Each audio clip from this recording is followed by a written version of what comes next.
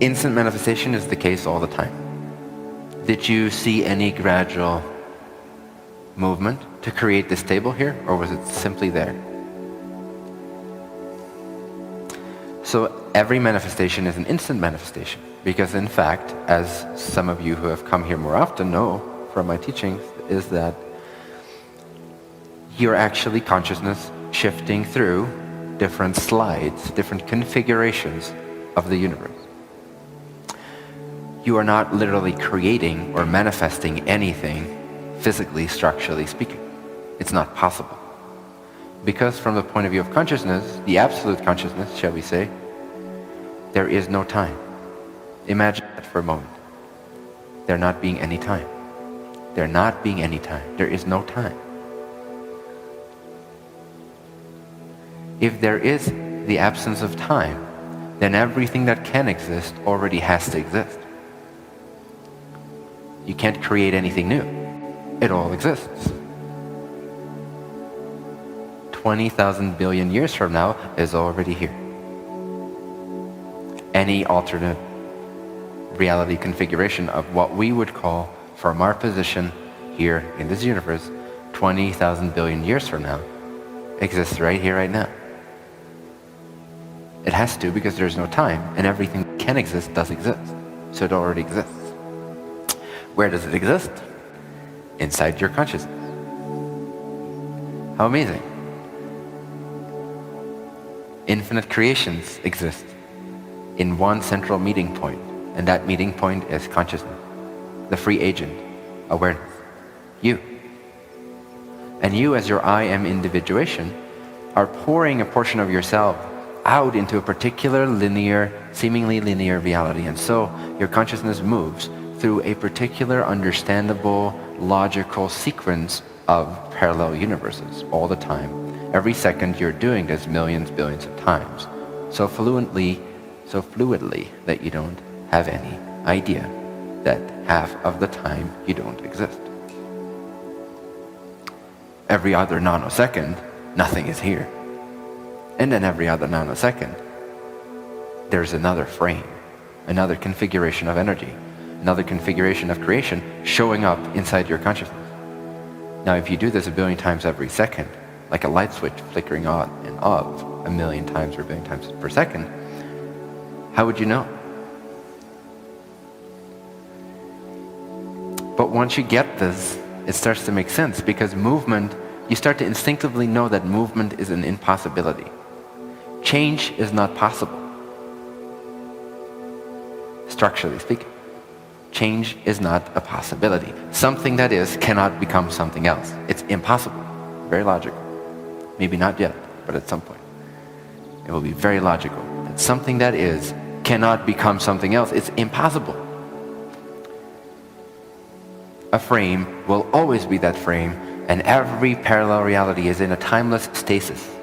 It already existed before you had any awareness of your sense of self. And it will always exist 20,000 billion years from now. It will still exist. Every reality you've ever experienced, and every reality you will ever choose to experience because it's relevant for you to experience that reality, already exists right here, right now, parallel to each other inside of the I am, here now consciousness, which you share in, which you are ultimately. Something that is cannot change. Yet we experience change, we experience movement. How is that possible if something can change? It's because we're not actually changing what is. We're shifting through an alternate configuration of what seems to be here, which implies that every nanosecond you have a 100% completely different body, and there's a 100% completely different sun, and there's a 100% completely different Milky Way galaxy that you're conscious of. Like a projector light shining through the pictures that together form a motion picture. It's not a movie, it's pictures in motion, although the pictures themselves are not in motion, but it generates the illusion of motion through pictures. Picture, picture, picture, picture, picture. Right now you have a 100% different body. That's the only way you can change. You can't grow your hair. It's not possible. You can only shift to a body that has a different configuration of the length of its hair.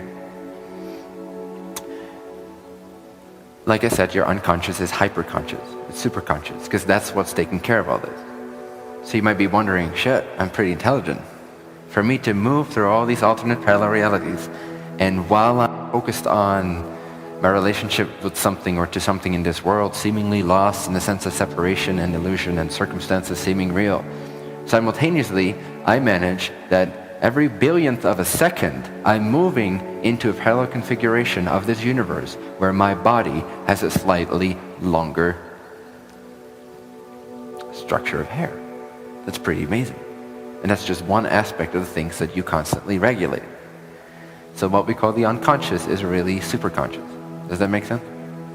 And this is what is, or we could simply sort of generally call it the higher self or higher consciousness. And it is what is generating our reality in the way that we are generating our reality.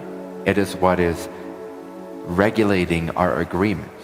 It is what is deciding what is next and what is next and what is next, so that you, from your lower self point of consciousness, can actually be the participant in your own creation, seemingly separate but not really, seemingly the receiver but still actually the giver to itself, so that it can then focus only on the play inside of the stage, and it doesn't need to worry about the stage itself. The stage is set.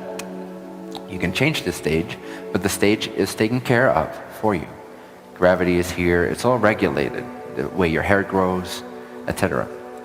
The Earth orbiting, shifting all these parallel realities that then seem to form a linear causal reality is all taken care of for you, and it's providing you with the stage you need to play out your individual theme.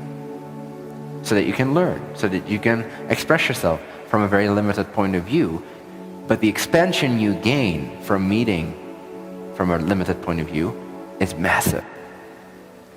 In a way, we could almost say that the more consciousness limits itself from its lower self point of view, the more it seemingly becomes this individual in a play, even though from a higher point of view, it's regulating the very universe that it exists in every billionth of a second. From this point of view, the learning that is extracted adds to the expansion of that soul consciousness, the I am consciousness, that is at the core of your individuation. We could call it soul.